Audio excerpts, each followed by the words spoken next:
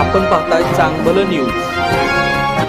अवकाळी पावसाचा कराड दक्षिणला तडाखा, ओंड परिसरात घरांची पडझड, शेतीचे मोठे नुकसान आणि आता मदतीसाठी प्रशासनाला सज्ज राहण्याचे आदेश। कराड दक्षिणमधील ओंड परिसरात झालेल्या अवकाळी पावसामुळे मोठ्या प्रमाणावर हानी झाली आहे।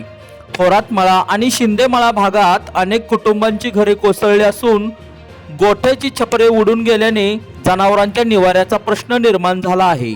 शेतकऱ्यांनाही मोठा फटका बसला असून ज्वारी, ऊस आणि कलिंगड पिकाचे मोठे नुकसान झाले आहे। अनेक ठिकाणी विजेचे खांब कोसळल्याने वीज पुरवठा खंडित झाला आहे।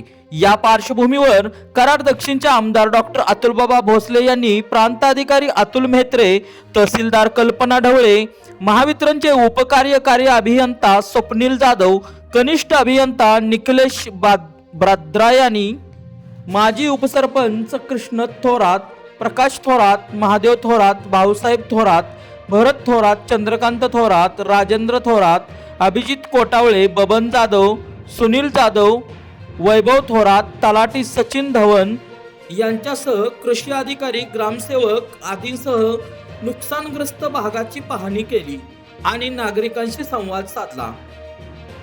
नागरिकांशी संवाद साधत डॉक्टर अतुलबाबा भोसले यांनी तात्काळ पंचनामा करण्याचे आदेश आणि बाधितांना जास्तीत जास्त मदत देण्याचे निर्देश प्रशासनाला दिले आहेत।